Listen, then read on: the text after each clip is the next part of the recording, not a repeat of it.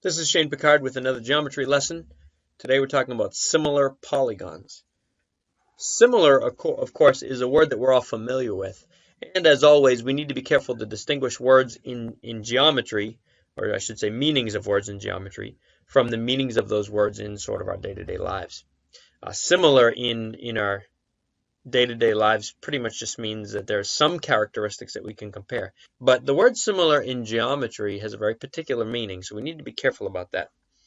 For instance, we might say in real life that a hexagon and an octagon are similar. Yeah, they're both alike. They both have multiple sides, and they're both shapes. But in geometry, we would never say that.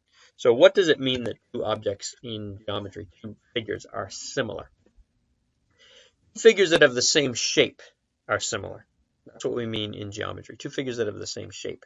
They do not necessarily have to have the same size. So, for instance, two squares, they have the same shape. They're similar. All squares, in fact, are similar. Two equilateral triangles are similar, okay, because they have exactly the same shape. What's this little symbol here? That's the symbol that we use in geometry to signify similarity. And you may recognize it. It is actually the top portion of the congruence symbol, okay? Remember, congruence means having the exact same size and shape. And so now in this particular part of the course, we're only talking about the shape. We're only concerned with shape at this point, and that is the question of similarity. Let's look at the rule here so that we can ascertain whether two polygons are similar. The rule is this: two polygons are similar if and only if, number one, there's 2 parts to this. Number one, corresponding angles are congruent. So if I'm looking at two shapes and I want to ask the question, are they similar? The very first thing I will ask is whether or not the corresponding angles are congruent. So is this angle congruent to this one? And is this one congruent to this one? And this one to this one, and this one to this one. If all the angles are congruent, then I will typically go on to the next inquiry. The next question is whether corresponding sides are proportional. So if I compare this side to this side, these two sides, and these two sides, do I have a proportion? Now, in reality, we need to typically compare all four sets. To do that, we need to compare all four of the sides if it's a quadrilateral, all five of the different sides if we're dealing with pentagons, etc. So suppose we know that these, hopefully you can tell that these are rectangles.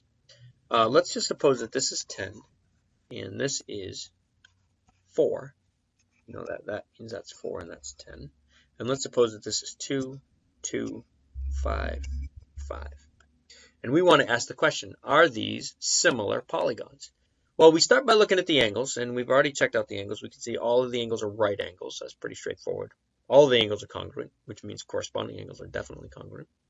Now we begin to compare the corresponding sides. So we'll take this side here and compare it to this one. That's 2 over 4.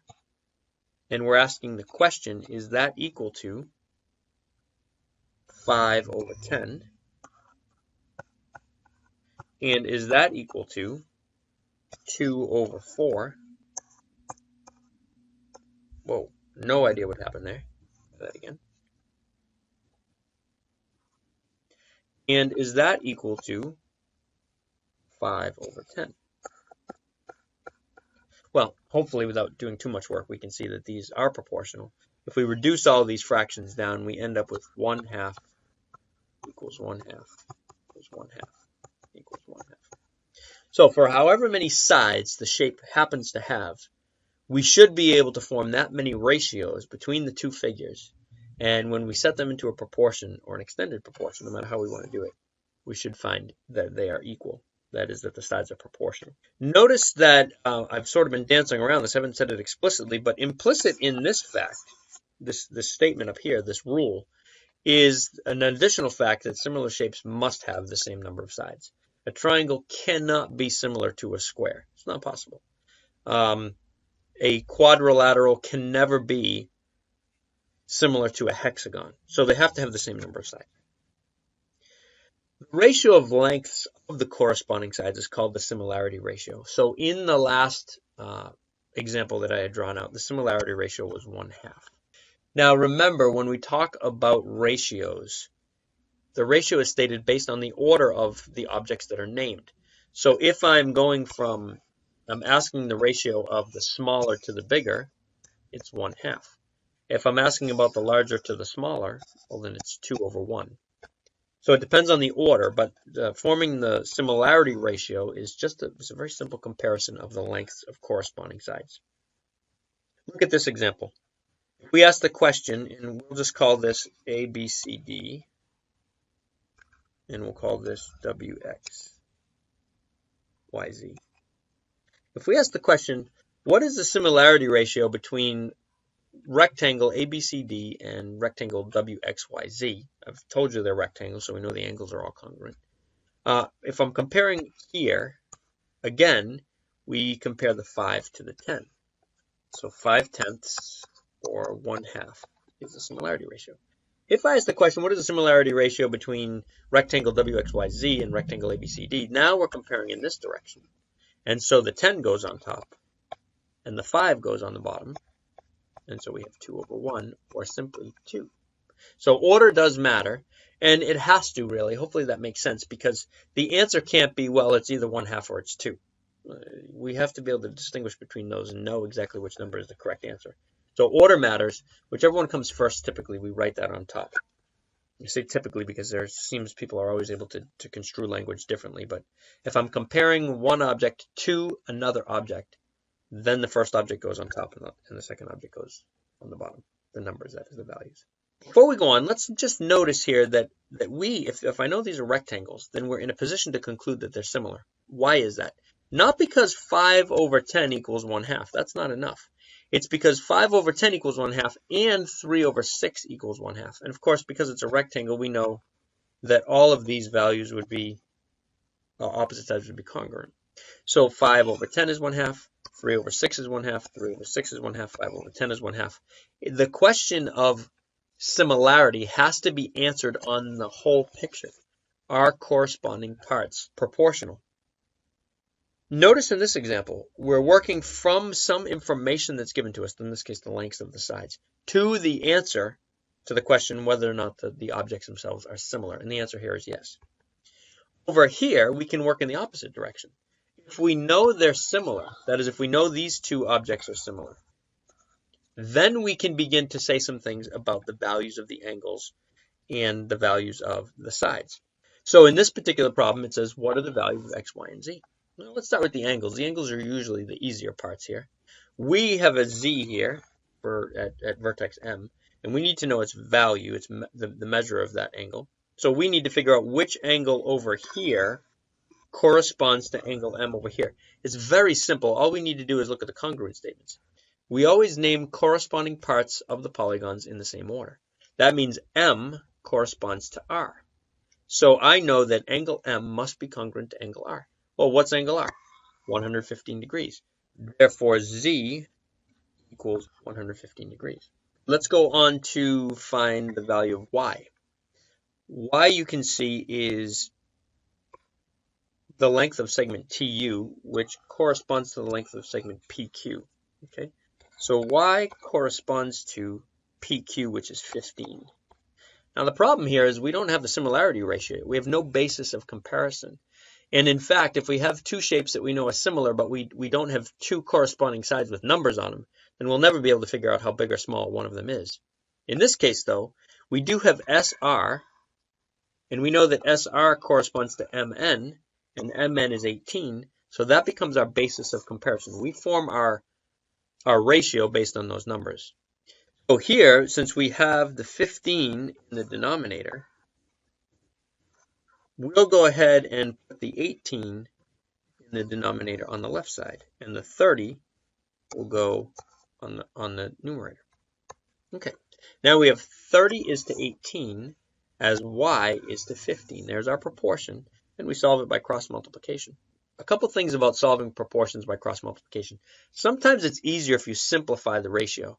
So I said this is a similarity ratio, but of course it should be simplified. So the question is, what common factors are in 30 and in 18? Well, there's certainly a 6 in there, so that would be 5/3.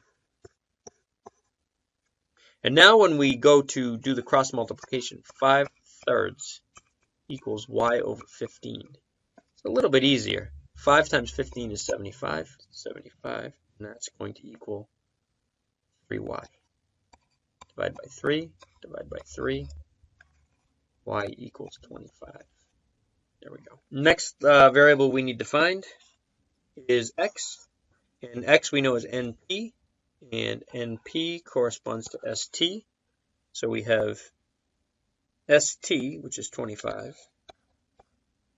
is to x as 5 is to 3. Remember the similarity ratio we already calculated.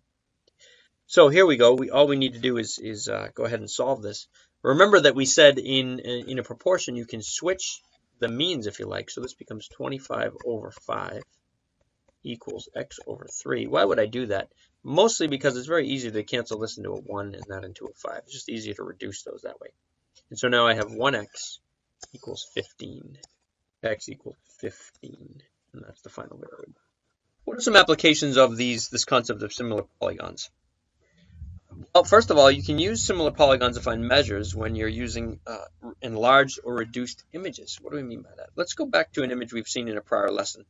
In a prior lesson, we talked about this photo being enlarged into a poster.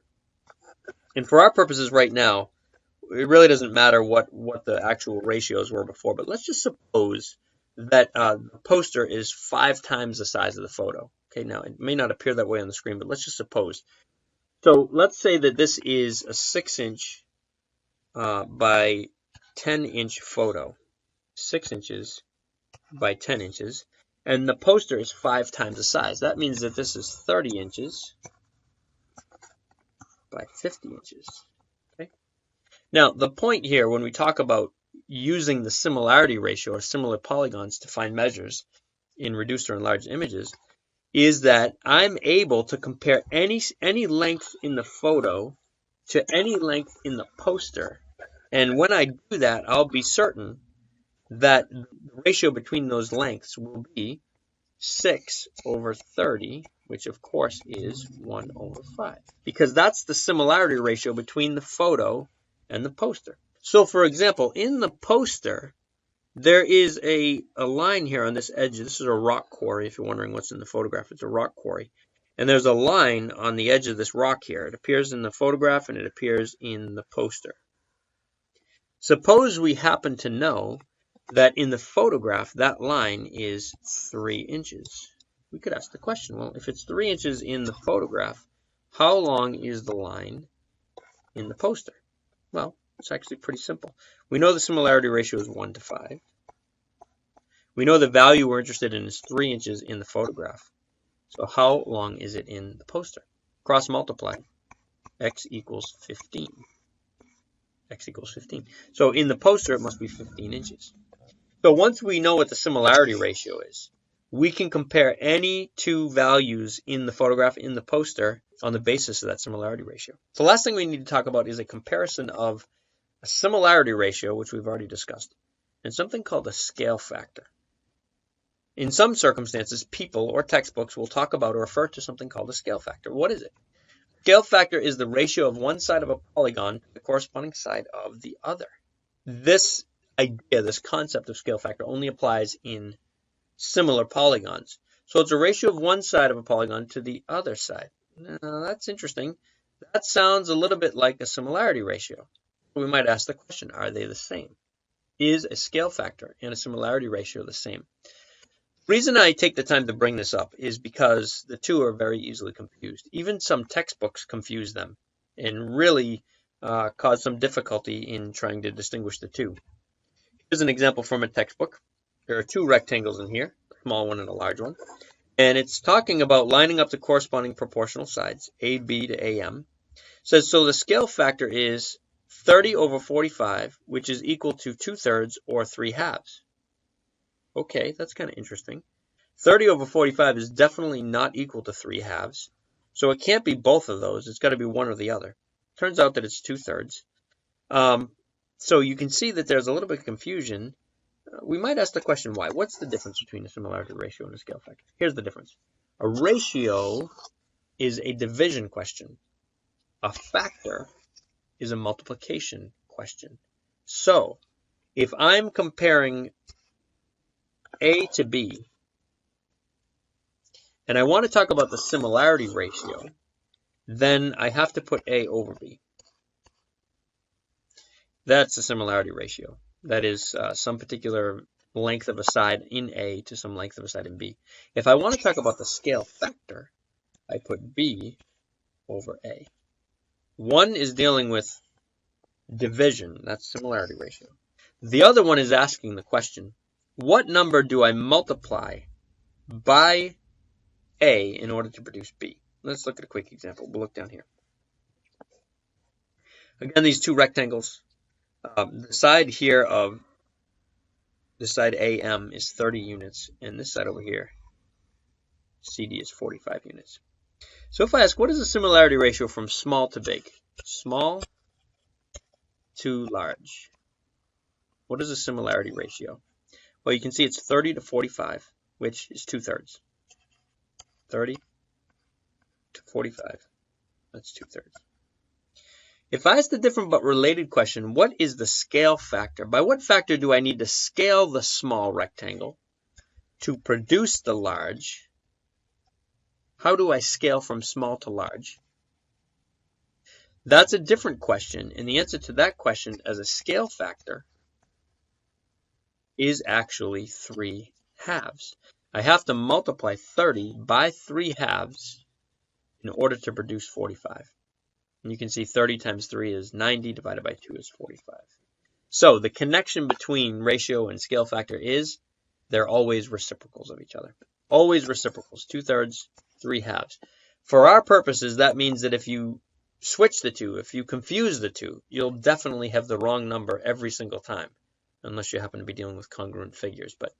So it is important to make sure you distinguish between a similarity ratio and a scale factor. That's everything we have in this lesson. Hopefully you'll have an opportunity to work through some review problems on your own. If you have any questions, as always, please send me an email.